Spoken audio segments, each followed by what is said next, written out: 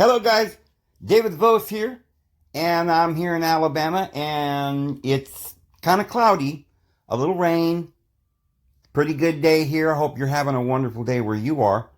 Oh, buddy friends, I've got some information for you today.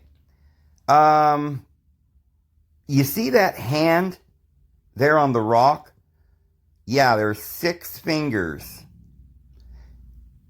This seems to be all over the rocks around the world, but even right in New Mexico, where I used to live, and up through western Texas and all the way across the United States, there's these pictures, petroglyphs, things like that on all the rocks and the mountains. And I want to show you guys today what these petroglyphs look like, what they are, who wrote them. They identify themselves in the petroglyphs. And there are 2 sets of individuals. There is some individuals who are probably humanoids like ourselves, that have 5 fingers. And then it looks like they painted pictures of the gods or something. They were humanoids, but they had 6 fingers. They look like the giants. Now, you probably remember in the Bible that the giants had 6 fingers and 6 toes. And I'll show you that right here. So it says in 2 Samuel chapter 21 verse 20, I'll read it in the King James. And there was yet a battle in Gath, where was a man of great stature, he's very tall, that had on every hand 6 fingers, and on every foot 6 toes, 24 in number, and he also was born to the giant. Well, the first thing I will say about that is that the reference to having 6 fingers on each hand and each of the feet is not necessarily proof that there were giants with 6 fingers on each hand, because I am aware of the symbology here. The giants in many of these ancient mythological stories, whether you read it from the Babylonian, the Sumerian, or whatever, they talk about the giants, and there's always the 12 or the 24. Because remember, the 24 elders sit around God's throne. It has to do with astrology, with the 12 houses of day and the 12 houses of night. And so the giant are these gods, which are these astrological gods that there are 12 of, and they have 12 wives, and they go around. So this is referring, it's kind of like the cherubim with the 4 faces. It has to do with the directional houses of the astrological wheel. All of this relates to astrology. So we always say there are various layers to the meanings. And of course, the Bible is meaning in the spiritual esoteric sense that these were very carnal-like beings.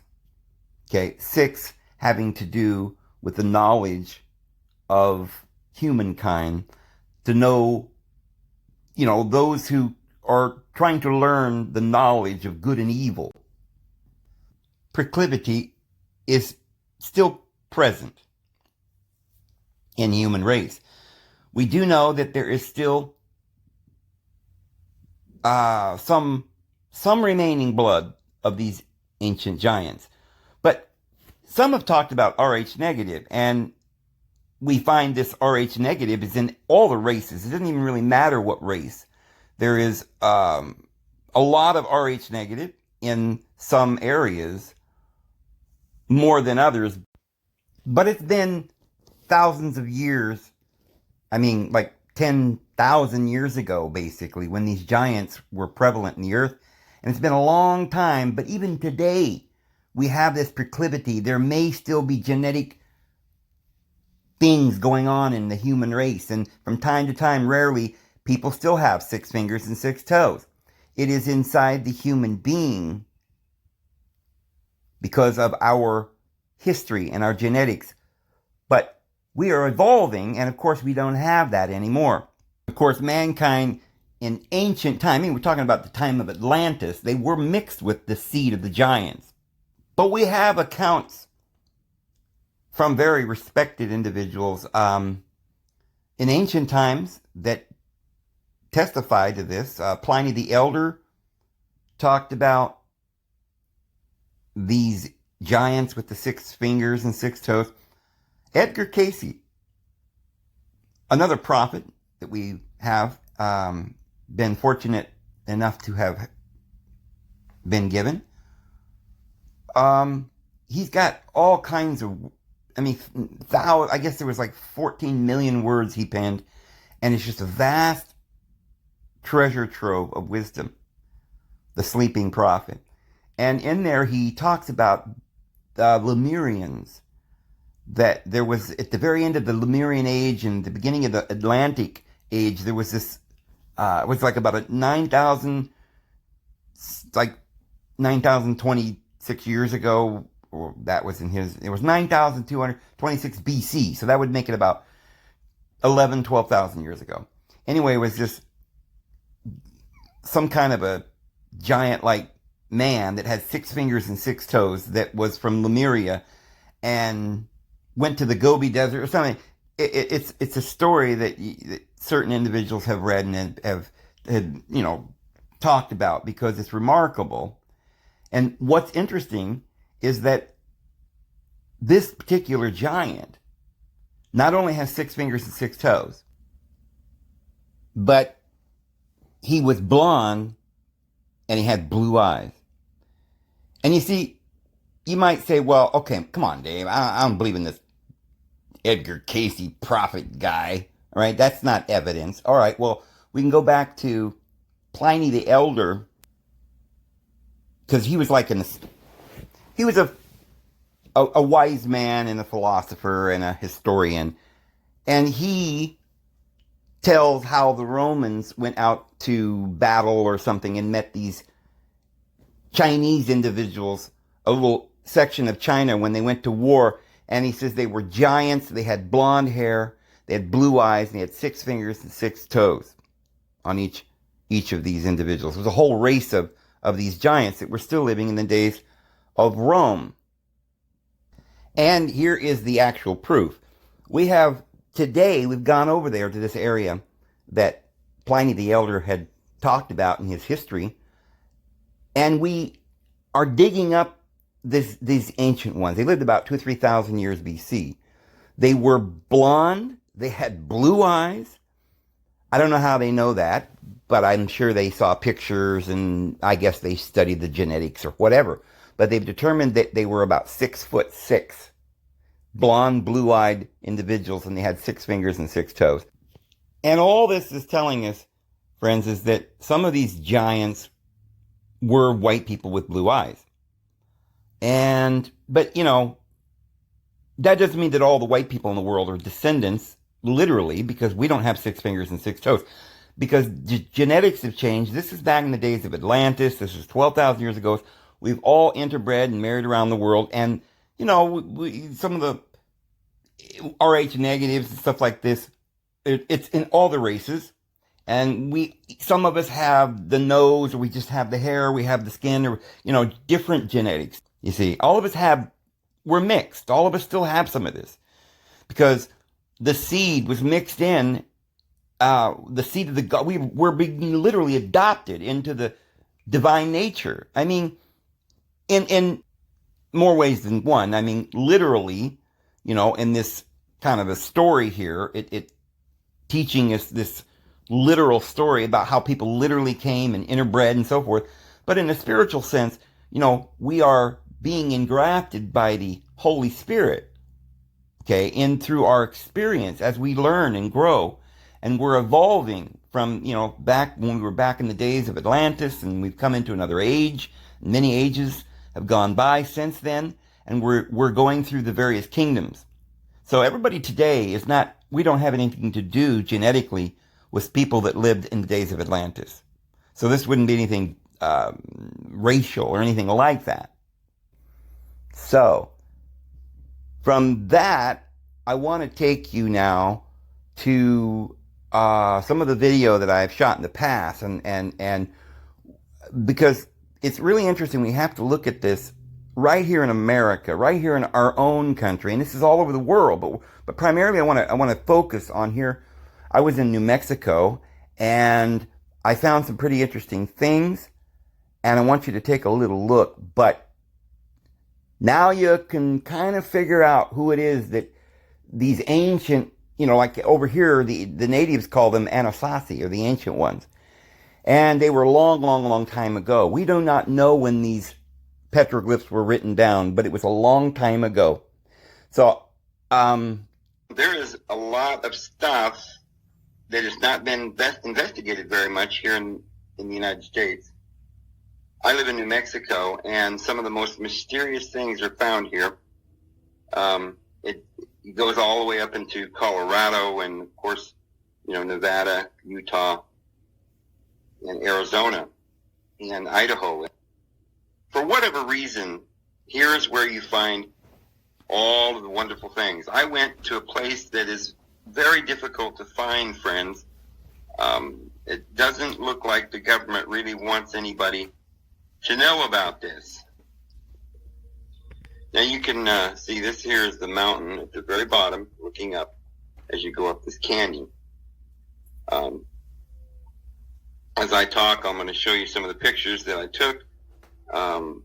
This is going at the beginning of the mountain as you go up the canyon. Now,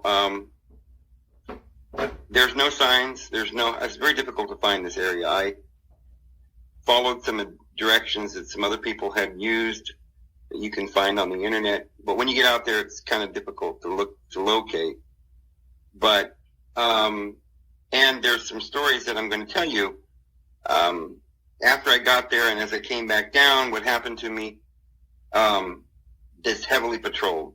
I mean, they will not let you do much. If you get out there and you get in quick and get out quick, I don't think they bother you, but, it's kind of odd because a helicopter actually came out there on the way back down. Now, mind you, this helicopter swooped down to where I could see the people in the helicopter, and they were going right straight up this little canyon following me. So it was pretty obvious that they were looking at me and making sure that I wasn't disturbing anything. So I don't know whether or not if a person spent much time there, they would come after you or what. But this is highly protected by the United States government. There's something up there that they don't want us to know. But it's a very beautiful mountain, as you can see, and it's pretty rocky. There's a lot of volcanic rock. There's a lot of just busted up rocks just everywhere. And not like these that you see here. These are more or less just round looking rocks. As you get further up the mountain, you can kind of, see how it slopes up. This is only like about a very small portion of the way up of the mountain. And then you come around the bend through this little canyon-like approach, and lo and behold, you see this huge rock. At first you think this is just a rock. But at second glance, there's a little bit more involved. And that is what I'm going to show you today. And I'm going to give you some indications as to what this rock means.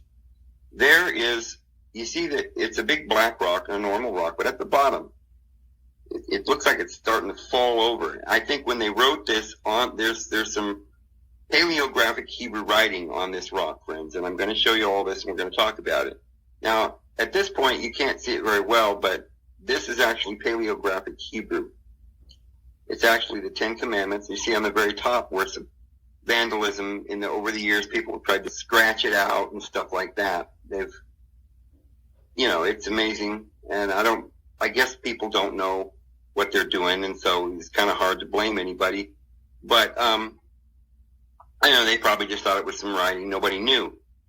Now, this writing has been there for hundreds of years for certain, we know, because the Native American people say that these petroglyphs and all of this writing has been there as long as they've been here. We can go back like 400 years, and it was there when they arrived. So they don't know where it came from. If you ask Native American peoples, even 100 years ago, people had asked where did these writings come from, and the Native Americans have always said they didn't write them. It was here when they got here. Now, these particular writings, if you look this up, you're going to find all kinds of information, but very little explanation. Just people talking about it, amazed. They don't know what it is. But I'm going to give you some facts in this video that's going to startle you. It may change a few things that you have known about or believed about our country and our world. As you know, many of you watch some of my videos, and I've been doing some investigation on the Sumerian tablets, certain issues such as the Nephilim, the Anunnaki, and so forth. But stay tuned and watch the rest of the video. I think if nothing else, you'll be entertained. But these writings that you're looking at upon this stone is without a doubt hundreds of years old, and it is Hebrew writing. Now, there is what paleographic Hebrew looks like. This type of writing was not known to mankind for the last 2,000 years. We've only recently began to understand how to interpret this language. Nobody could have accurately written paleographic Hebrew until the last few years. And especially, say, even if we're completely way off and made a huge mistake, and this is only 100 or 200 years old. Now, we've got dates that are on the rock where people have come by. One, it's 1871, so it's over 100 years right there. We know that it was hundreds of years before that the writings were there. Now, let's just go back 200 years and imagine that some old cowboy came over the hill and had somehow found some manuscript with all of these symbols and strange, things, and he decided to go ahead and write that on the rock. Number one, you probably wouldn't be able to read it, so he wouldn't know what he was writing, but it happens to be the Ten Commandments, right out of Exodus chapter 20. Plus, he wouldn't know how to fool us. He would have just written it in plain old Hebrew, which this particular writing that we're looking at is almost exactly paleographic Hebrew, but it's a little more Phoenician. There's sometimes like an Egyptian character thrown in. It's very odd.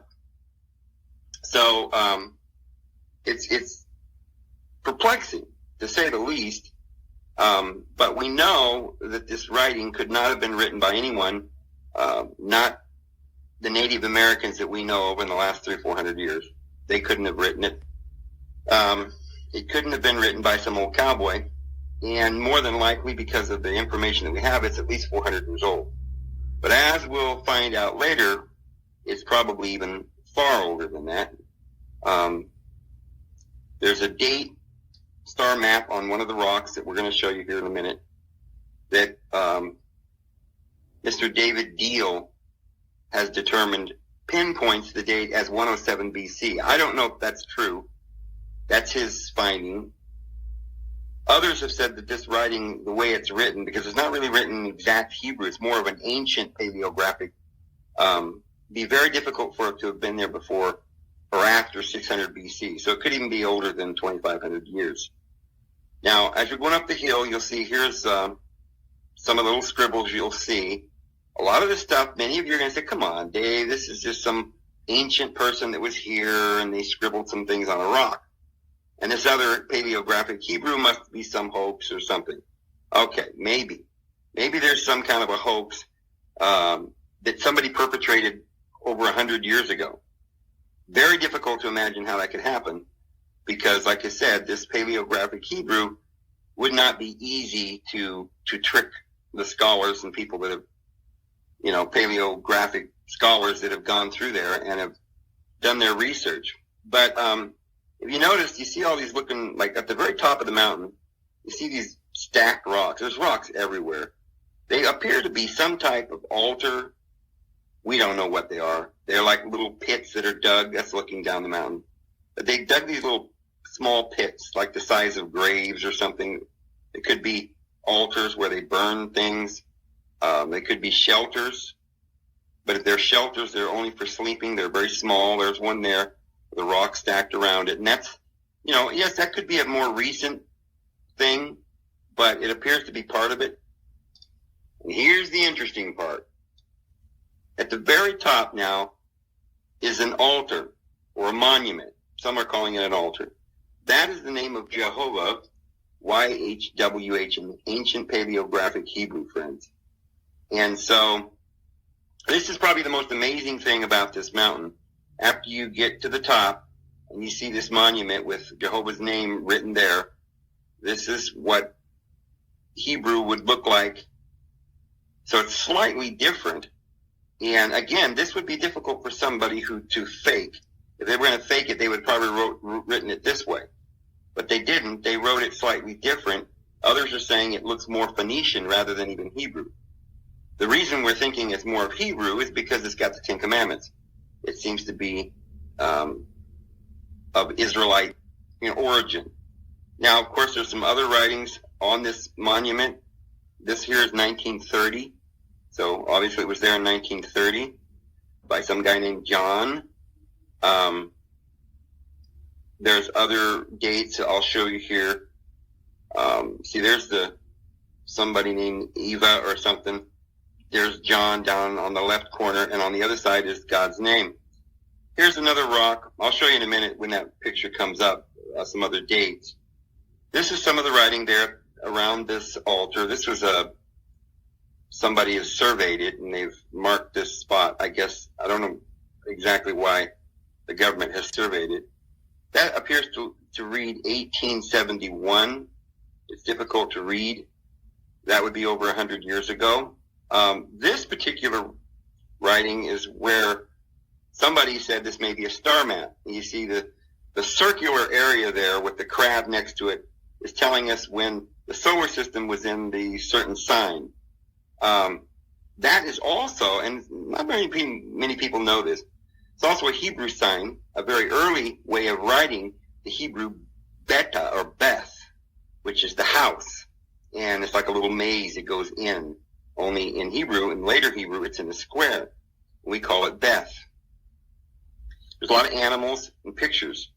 And I'm going to give you guys a little bit of, information about what I've discovered as to why all these animals almost looks like a child went up there and drew some animals all over the rock. And then over here is all these, paleographic writings. I mean, what's the deal? Why are they writing complicated scripts and at the same time most people that have seen any of these pictures and gone and investigated, almost everybody is basically only familiar with these little scribbles and pictures. It looks like a child drew.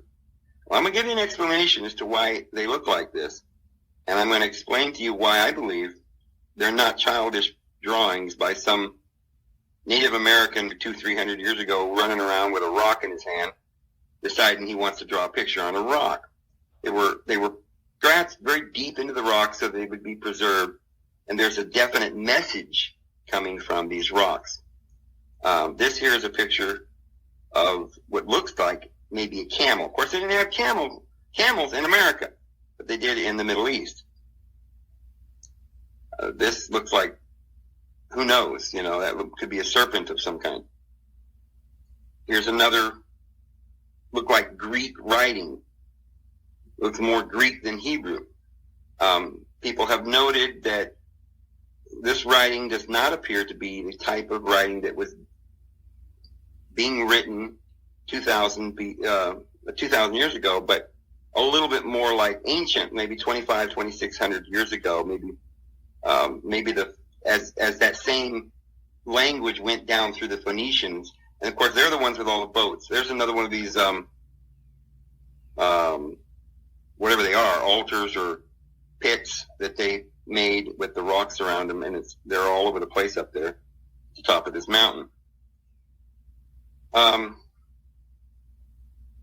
So why then are there all these animals drawn all over these rocks? You see that the way that's written into the stone, it's been there for a long, long time, friends. Where people have come up, say, 100 years ago and written into the stone, and they didn't do a very good job. They just kind of scribbled onto it. it lasts, but you can see it's not as old. This here is very oxidized and deep into the stone, and it was there for a long, long time. It's very clear that that's an ancient scribbling on the rock. There's another picture of what may be an altar or some kind of a fire pit or something. So why are they making these animals on the rock? Well, most of you know, in some of my videos that I've been making, I talk a lot about the zoo, the astrological signs. There's another one of these. Some have said that's a particular Phoenician type symbol with a man and his hands in the air. But when these people went through another thing too is, before I go on, this is not just some scribbling on a rock somewhere in the middle of nowhere. These same exact type writings are found all the way from, all over the United States in this particular area. You see that there is what looks like to be a hand. I'm going to show you more hands here coming up. And most of these hands have 5 fingers, but there is a couple that have 6 fingers. And I'm going to discuss that with you also. But it's very significant, and that is going to have a lot to do with what I believe these scribbles mean. But now think about it. If somebody was faking this, why would they go through the trouble? We know at least hundreds of years ago, of doing all of these writings from one end of New Mexico through Utah, all the way up through Colorado and, South Dakota and North Dakota, up through Canada. This is vast. These people inhabited this area, and they made these specific drawings.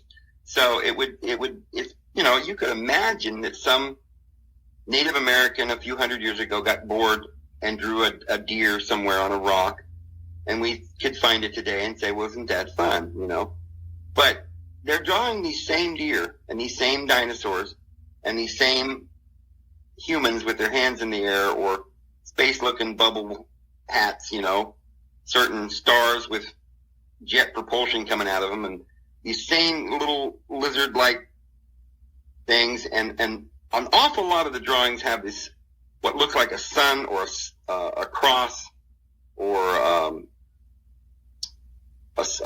like a planet with several moons around it.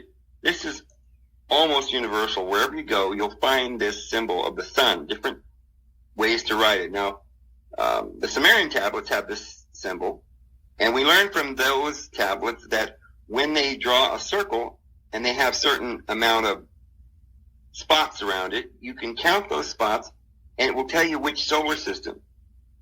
Now, if it has 10 planets around it, it's our solar system usually, because according to the ancient ones, there were 10 planets. We still haven't discovered one of them. And this is how they would draw our solar system. But when they would take and have a circle, and they would only have 5 spots around it, or circles, that would represent the Earth. They counted the sun and the moon, so that would be Mercury, Venus, the sun, and the moon, and the Earth would be the 5th planet, or sphere. So there's stuff like that determines what these little star signs mean. There are different various star signs, and each one represents a different planet, or it may represent a different solar system altogether. But in most of these drawings, you'll always see the solar system. So like I said, sometimes it's that circle that goes around, almost looks like a maze. That was one way that they represented the solar system. And at other times, they would use a number of spots to represent which planet, or if they used all 10, it would be the entire solar system. Then they always had nearby, and this is universal, every time you see these markings, you will see animals. All right? They don't draw little teepees or houses very often. They draw mostly animals. And these solar signs, these suns and crosses, types of crosses. But Now notice this rock here. You see what looks to be like a square on the left side with some sort of a sun shining in the middle. And then you've got this squiggly line. It's not really squiggly. It's up and down, kind of like what we would use for representing water, or like this is above the water, that's below the water, or it could be just a line saying this is what's on this side and on the other side is something else. Here is a picture of what looks like a serpent. Again, it's just an animal. This is a symbol that's used in China. They use this symbol in Mesoamerica.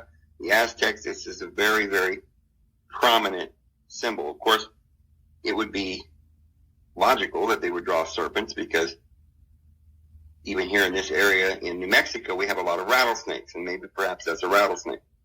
But see, throughout all of these writings, you get these little circles.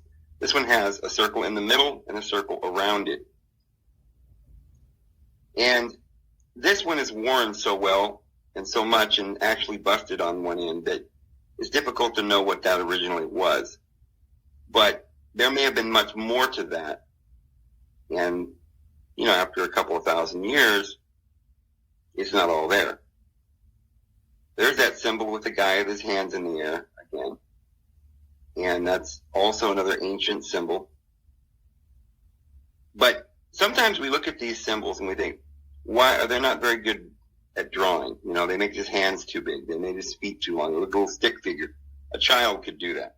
But I'm going to show you here in a minute as to why they did this. These exaggerations represent certain things. They're not trying to show us how well they can draw a man or how well they can draw the sun, These are symbols, and the symbols represent things. Here is a sun, and it's got what looks like a cross through it, but it's very difficult to tell in this particular picture, but there's more coming up. This is too faded, and it's too difficult to see, but there's a various number of circles going in on the inside. So, but you can just see how many of these are laying around. Again, here's another one of these. I don't know. I call it an altar, but I don't know what these are. They may have made fires in these things, or it could be shelters. But like I say, I don't know. They would have been pretty primitive people if they would live in something like that. I think I don't really believe that they're abodes to live in. I think they knew how to make places to live better than that. Now you see, here's another one of the marks, and different kinds of animals, and lines and circles. A lot of circles. You'd almost think, just looking at this, that they're just kids, kindergarten kids, playing around with sharp rocks, digging very deep in the rock, spending hours and hours meticulously drawing stick figures, What's the point here? Here's a, what is it, a bug, a turtle? A bug would have more legs, so is it a turtle? Is it a lizard upside down? Why are they making these things? There is a reason, friends. I believe that the archaeologists and people who study these things have not told us because they probably don't want this information out. It would really change everything that we know to know the truth about these things. Here's a deer. Not a very good one. Very, very, a child could draw this, right? But this is just some of the drawings that were up on this hill. As we go further into the video, I'm going to show you some more in-depth drawings from this very area, but down at the bottom of the hill, some miles away in a place called Petroglyphs. But here I'm going back down the mountain. This is the view as you go back down. Some of the things I want to tell you, I'm going to have to wait until later into the video as we get to these other pictures, and I can explain to you what some of these pictures might mean. But, it's kind of interesting because about this point, this helicopter came right up this canyon, right over my head. But there's some pretty intricate drawings, but a lot of this is so worn you can't read it very well. So, and then there's scribbling. Other people have defaced it and drawn over it. And It's kind of a shame, and I hope that it is able to be preserved. I saw another interesting thing, and, this is just kind of funny, I don't know, but as I was going down the mountain, I saw this rock, and it's not a pebble, friends. That's like 2 or 3 feet through. It's a huge rock, but it didn't look like any of the other rocks around there, and it was almost round, and it almost looked like a meteorite or something had landed there. And that was just a few feet from all of these other writings. So it was interesting. Now, as I got down to the bottom and drove away, I went to another area not too far from there. There's a lot of lava strewn all over the bottom of this valley as you're going towards Albuquerque. There's, it's just strewn with lava. It's beautiful. It's really interesting to see because, if you go to a desert where there's nothing but sand, you don't see much growing or even dirt.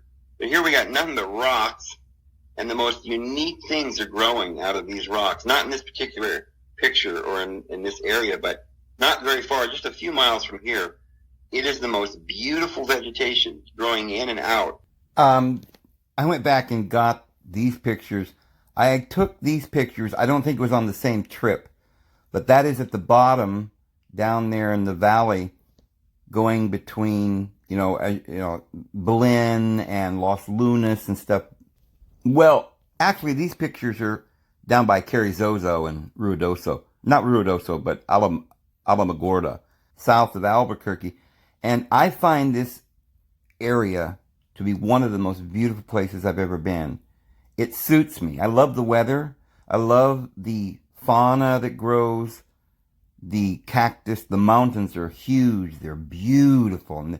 And there's something, I don't know, there's something, it just, my heart, I just love these yucca, like little palm trees out in the desert. And this area here was all lava. It was just been years ago. It was just these cracks in the ground. This was so eerie and beautiful at the same time, and a little gothic, and yet there was these soft little pastel colors and all these little junipers and beautiful trees, and the mountains are so jagged. Oh, and almost, like the Tetons, but not too many people even seen these mountains, but they're beautiful. Probably as beautiful as the Tetons. And that was me, back at that time. Yeah, I had my sunglasses on. I was going on a trip. We were doing some adventures. Love those adventures. Ooh, buddy. Yeah, this was the town I lived at the time. Anyway. The things that I'm looking at and investigating really cover the entire Midwest, all the way up into Kansas and Colorado. And I'm going to show you some stuff about Colorado here in a little bit. In the Purgatory River Valley that ties in with this. All of these writings from the very bottom of New Mexico, and who knows, maybe go down into Mexico. I haven't heard anything about that. I've never traveled to Mexico, but it goes all the way through Utah and Colorado, Arizona, goes up into Kansas and South Dakota and North Dakota, and probably into Canada. And so this is not just some isolated picture written on a rock somewhere. There's something to all of this. And I don't believe that from one end of the United States to the other end of the United States, some lonely Native American decided to draw stick figures on the rocks. These things mean something, and I'm going to give you my interpretation here in a moment. But the government does draw, they make a few little places where you can go in and look around, and there's some bathrooms and things. It's very nice. You can take now this is Petroglyph National Monument, and this is very near where I had been hiking, to the top of the mountain there, where I showed you the monument, and where it was God's name and the paleographic writing. So, but at the bottom they've got it all, they got a little park there. And so they'll take you right to some of the drawings and stuff that are on these rocks. I believe that there are more important places that they don't take you. such as the one up on top of the mountain with God's name. They don't have any markers. There's no park there. Now you see this particular drawing here. It's very interesting. There's looks like a serpent. There's a lizard very clearly. Again, on the far left bottom corner, you see the circle within a circle. But look at the far right hand side, and you see the hand sticking up. A very interesting looking hand. And what's interesting about it to me, of course, is there's 6 fingers. Now, a person can speculate they made a mistake. That'd probably be unlikely. Or they were beings that had 6 fingers. Now remember, in the Bible, there are the Anunnaki or the Nephilim were said to have 6 fingers. This is why I think it's very interesting. But not all of the hands that they have on these things have 6 fingers. Notice this one. There's 1, 2, 3, 4, 5 fingers on this one.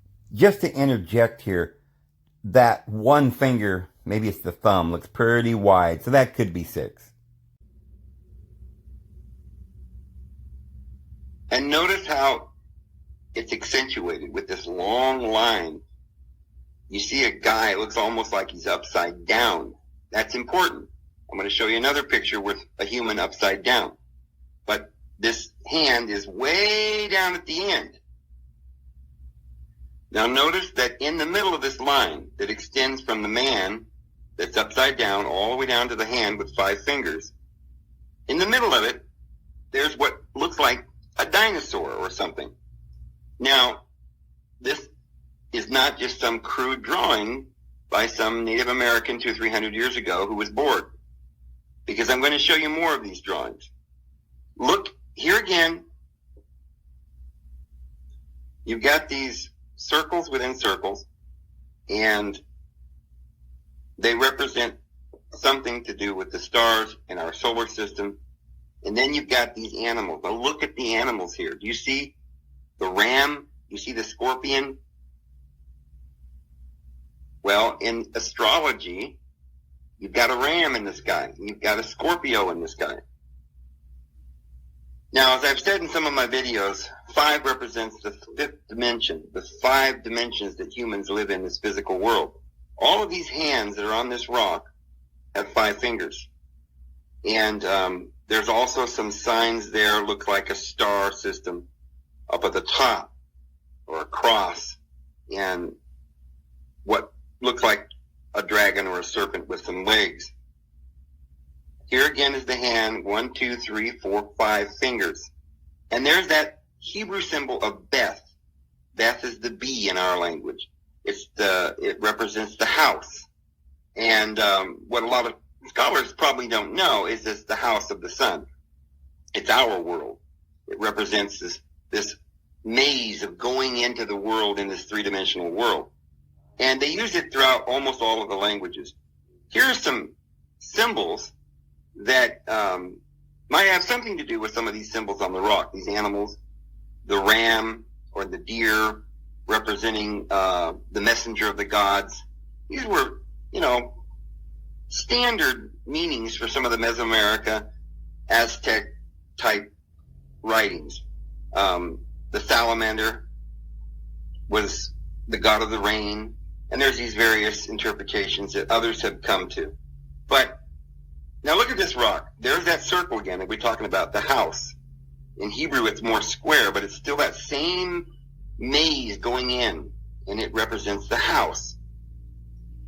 Now, on one side, again, is an animal, and on the other side is another animal. This is an astrological sign. See, there's another one. This is astrology. They're trying to tell us something about the stars, when they were here, and probably why they were here, and where they came from.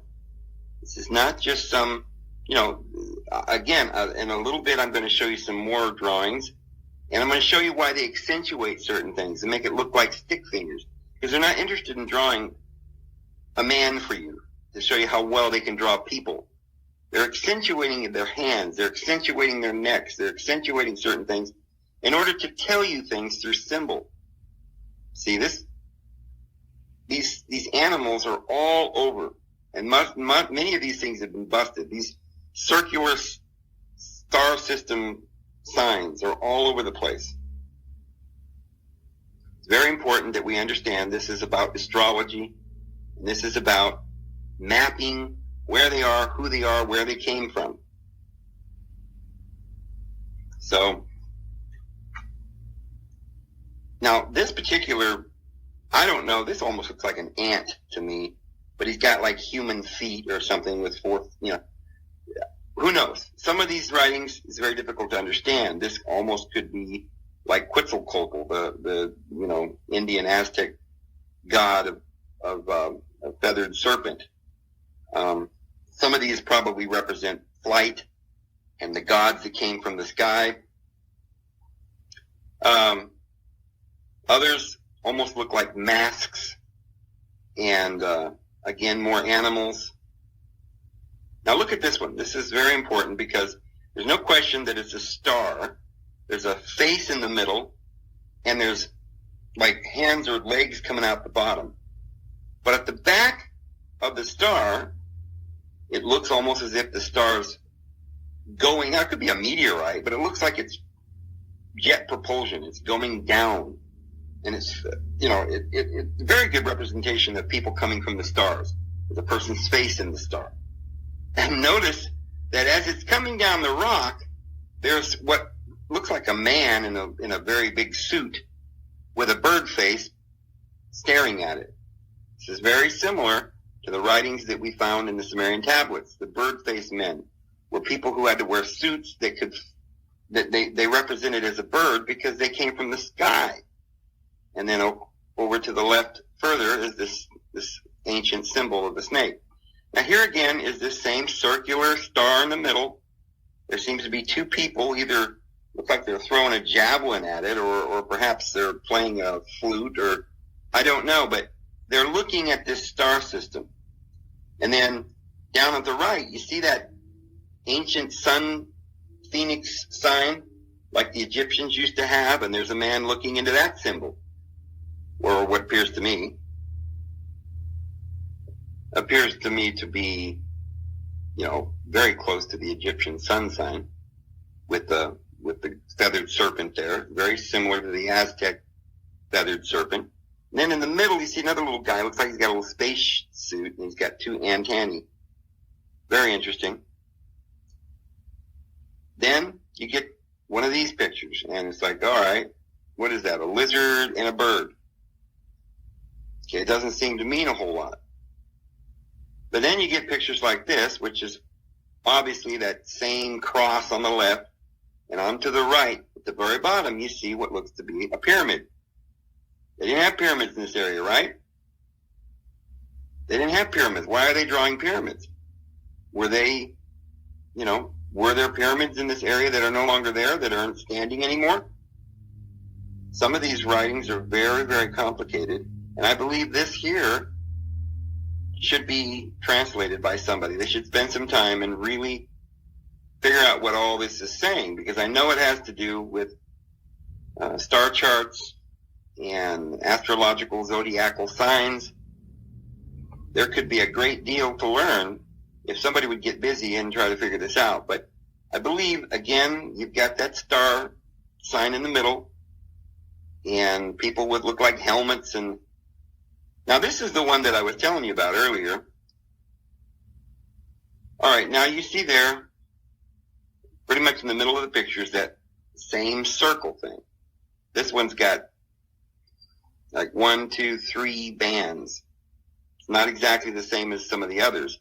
But then at the bottom of that circle, it looks almost like a wave of water. But you see, to the left, there's a little guy that's upside down. And the guy that's upside down is next to a circle with only one circle in the middle. I interpret that to mean that these are two different peoples. The guy that's the larger man standing upright, he's standing near the circles with 3 dimensions, with, I believe, represents our universe. The other little man is upside down and all backwards, and he's in a world that is slightly inferior. Here's another one of these sun signs. Like there's a man in the moon thing, you know? Throughout all of the world, you'll see these sun signs. This one's... If you count that one, guys, there are 24. That's the 24 elders around God's throne. There are rocks like this throughout the desert, throughout New Mexico, and I'm sure many other states. I live here. And they're very complicated drawings. But I am certain that all these animals have directly to do with astrology. And some people have tried to draw what they've seen on the rock. It's very complicated, some of these drawings. And I don't think at this point in time we can say that we know this is just insignificant little drawings that some children did 300 or 400 years ago. Some Native American children. You know, this is not insignificant. We need to know what this means. This is our history. They're trying to tell us something. When they put paleographic Hebrew on a rock, they're trying to tell us something. These marks mean something. They're symbols. It's a language. There are different animals that represent different sun signs. There's always in every one of these drawings some type of a solar disk sign. And I believe that sign is the same as the Hebrew Beth. And it is the house of the sun. Here is again these people with their hands in the air. And again, 5 fingers on the hands. This is the 3-dimensional world that we live in. And they're always got their hands in the air. They're talking about accentuating their hands and their arms. They're saying that they're human. They live in this world, in this 3-dimensional world. But then you got drawings like this that it's really the epitome of what I'm trying to say.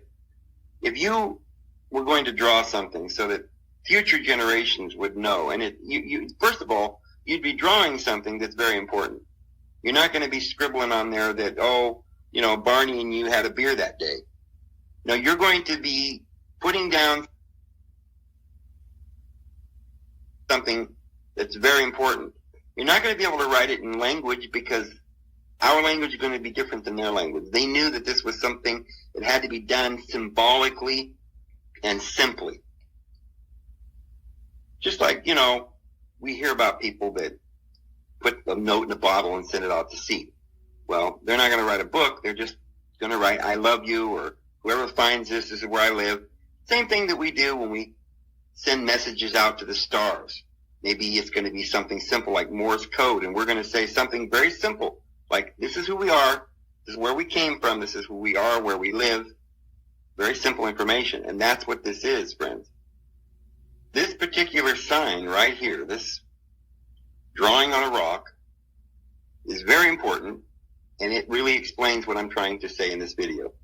You see in this circle, right in the middle, pretty much in the middle, is kind of like a sun, but there are little spokes with little dots or little balls at the end of the spokes, and there are 10 of them. That must, beyond any doubt, represent, and we can, I believe, verify this. Wait, hang on. I'll explain the whole symbol, but the middle of it, inside, with the 10 little orbs going around that thing, that's the sun with the 10 planets going around it. So the sun's in the middle. Now, there seems to be 2 other little round, smaller circles. One only has 1 dot in the middle, and one has 5 dots in the middle. I do believe this is talking about other planets that they had come from. I believe one may be the moon and the other the earth, because 5 is the 5 senses, it's conscious being, so it may mean consciousness or life on this earth. But around it, we don't know how many of those little things look like teeth, kind of depicting like a dark place. Like when you're in this universe, it's a dark place and you can't get out because you're inside the jaws of it's kind of, symbolic of a little darkness going on there, or maybe not, but it does look like teeth to me. But you can't tell how many of these teeth there are around. But if you count the ones on the right side, which is the only ones that seem to be remaining, the others have faded or something, you can pretty much tell that there's 6 of those on the right side, and there's probably going to be 6 on the other side. That makes 12. And that would be the 12 houses of the astrological wheel. And those would be the constellations. And inside of that, it goes around the sun and the earth and the moon. So I think that's the sun and the earth and the moon. And basically all the planets are involved there with the little spots going around the sun. And then around that, the 12 would be the astrological signs. Yeah, that is definitely a sign of the universe that we live in. But one other thing I want to mention here, and this is very, very important, and I think this is really going to put it all together. A lot of people today are starting to talk about this thing called the flat earth, and certain individuals are saying, oh yeah, the ancient ones, they knew the earth was flat, and they had it all in the astrological wheel, and it's all like that, and that's what they originally believed. Well, I've been saying that's not true, that's not what the esoteric wisdom was, but I will prove to those who think the earth is flat with the most ancient book I've ever found. This right here, this little petroglyph is a little book. It's written by the ancient ones with the 6 fingers and the 6 toes. And this was probably written thousands of years ago and is still on this rock. But whoever wrote this, they have a message. The planets are 10. There were 10. They knew of 10. We have not yet discovered the 10th. And the moon and the earth are not included in that, probably.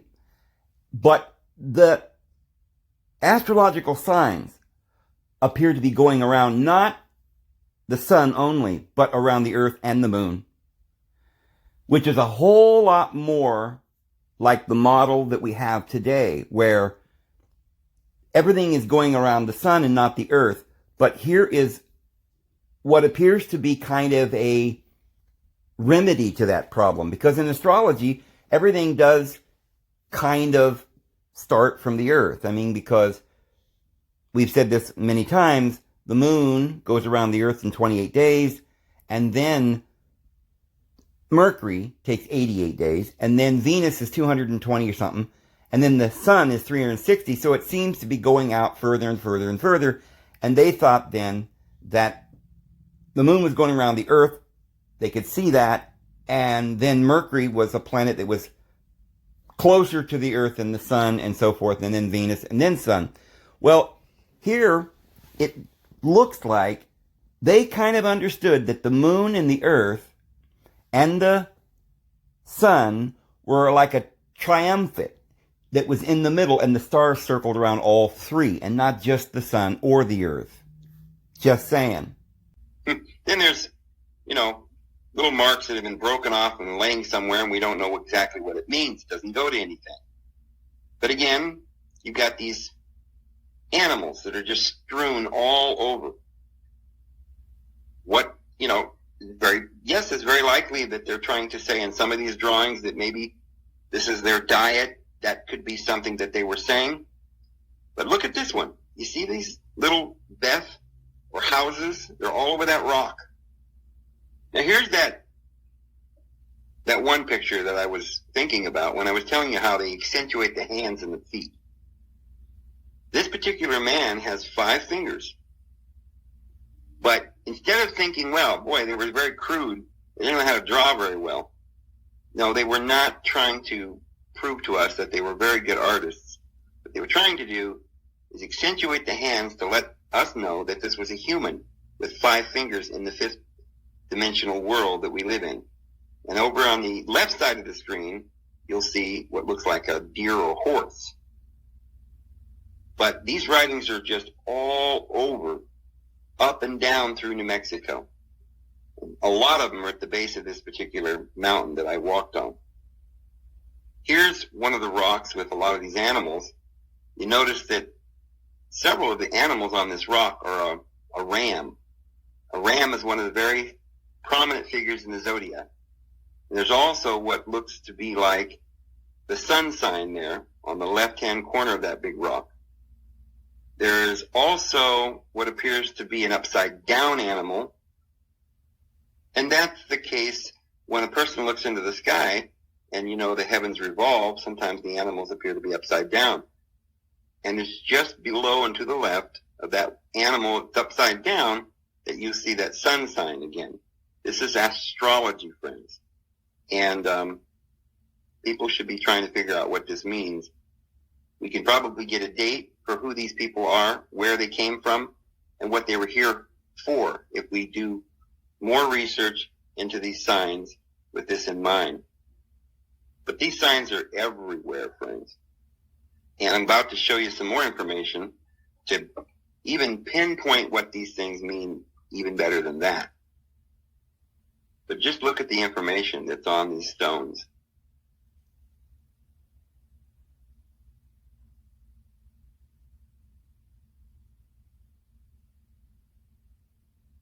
Now notice this one. This is very interesting. This appears to be a man with 2 ears. You say, why would they make a man with 2 ears looking like a rabbit? Well, they want you to understand, to put your attention on his ears. They're accentuating the ears for a reason. You notice that the one ear that's close to that spaceship, which is like a star with the same starship that we saw before, that ear, just like in, cartoons that we watch with, you know how Wile E. Coyote would be accentuated certain parts. They would stick their ear up and they would tilt it back if they were listening real carefully. Well, this alien with 5 fingers, he's got his ear listening very carefully to what the person in the starship is telling him. They're able to communicate with the stars, and that's what they're telling us there. Or perhaps with just the starships. But here's another picture of the feathered serpent, or the star people that could fly, came and spoke to them, told them what to do, and gave them information. You see the different star systems above their heads. One person seems to be flying towards the other star systems. This is a man that's got a star for a head, and he's got 2 arrows pointing in different directions, and a little bird in his heart. If that doesn't represent a star man, I don't know what does. And I was telling you also about the Purgatory River. That's up in Colorado. Now, see, all these writings, they're everywhere. I know there's some writings, and I'm going to do some investigations over the next few months and years, the best I can. I'm going to try to investigate all this. But I haven't gotten everywhere so far. This is Purgatory River up in Colorado. And this is important. That's why I put it in this video. Because there are whole verses from the Hebrew language written on these canyons. Just like there is over here. And this puts an end to any speculation that the one in New Mexico with the paleographic 10 Commandments written there is some kind of a fraud, because it's the same paleographic letters that are strewn all over the desert canyons, all the way, at least here into Colorado. And it's going to give us a little more explanation as to what these things mean. They're just, as you go along this river, you see them, all these same writings, the same starship people, same star symbols, and the same animals, all over the rocks. It's the same people that did this thing. So all of these Native Americans from Kansas and North Dakota all the way down into Mexico, they were either the same people with the same understanding, or they were, something else, something from the stars wrote these. But there's indication here that I'm going to show you that it was a group of people that lived here in this area all the way through our great nation. And one could speculate that, we don't have any great pyramids here. And, I covered in another video why they built the pyramids. There were reasons that they built those pyramids, and they were so huge, they had to build them to land their ships there. And they were so huge that they were built with such big stones that they still survived. But that doesn't mean that there weren't people here in America that had great civilizations. Of course, we know the ones that existed in South America, but it doesn't mean that there weren't great civilizations here in North America. And some have speculated that these people then must have been Hebrew, because there's quite a bit of Hebrew writing all over the walls of the canyons all the way down. But the interesting thing about this is that, as we know, the Aztecs and the Mayas and those people, they worship what they called like a feather serpent, Quetzalcoatl, and they dressed up in feathers. Now, I don't think a lot of people, realize it, but we came here to the North American, and there was the Indians that lived here, the Native Americans. They also dressed up with these feathers. They still remembered the gods from the other planets, the star gods that dressed in these feathers. Now, they didn't dress in feathers. This is very symbolic. Feathers represent birds, and birds fly. And they were the feathered serpent because the serpent represents something very awful and bad. And it wasn't the people, the Native Americans that sacrificed their children on altars, just like it wasn't over there in the land of the Iraqis and the Hebrews. No, it was these gods, these Anunnaki, that came down that demanded sacrifice and began these rituals and religious paraphernalia. And the people were told and taught and forced to worship them. And they were given all of these symbols.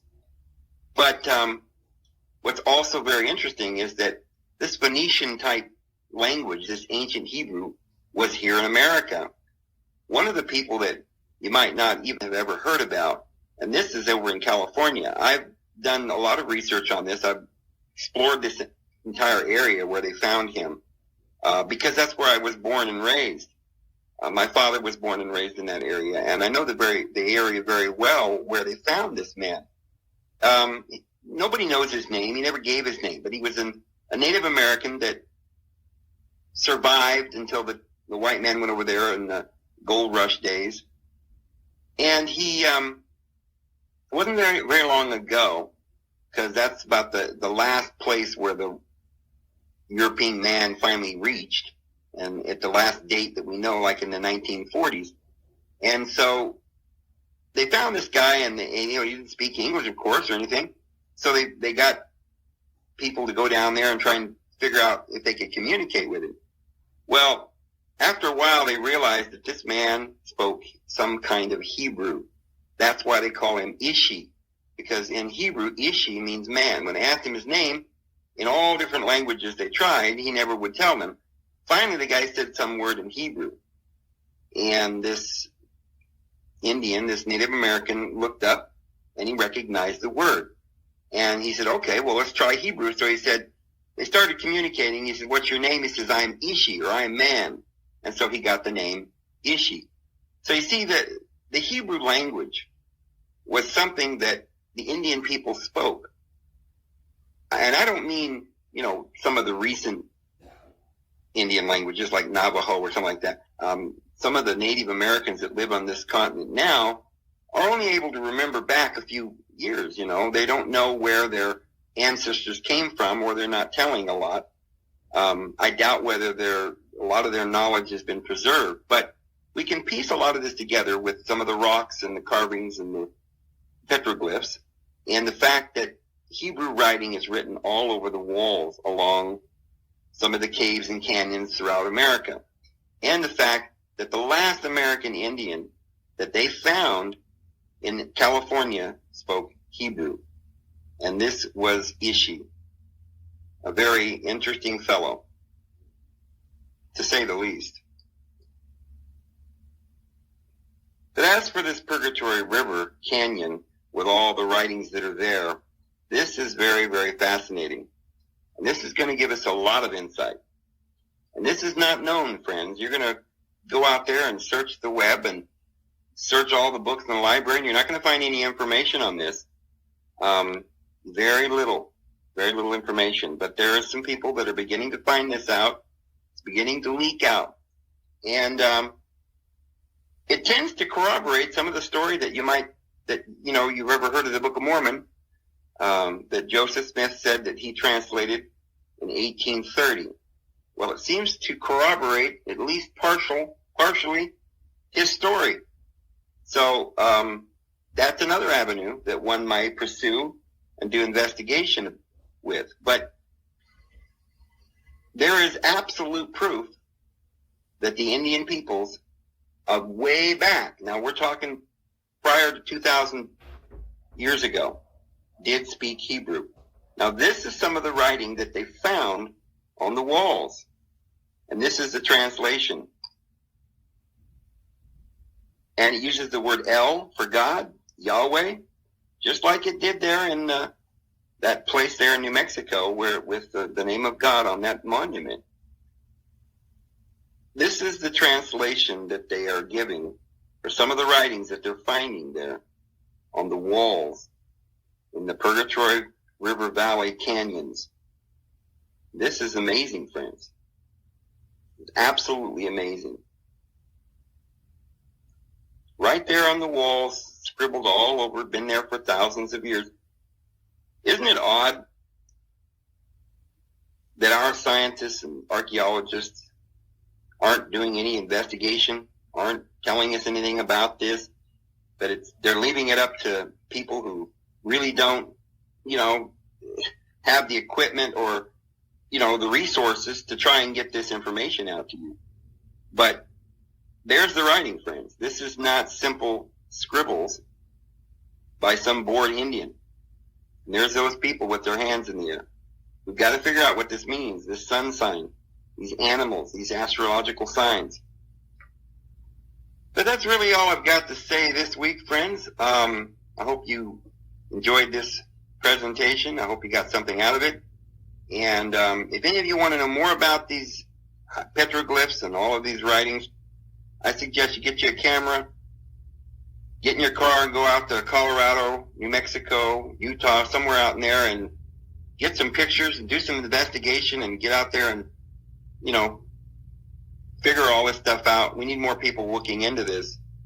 That's all I got to say. You guys have a great week. This is David Bose. I'm signing out.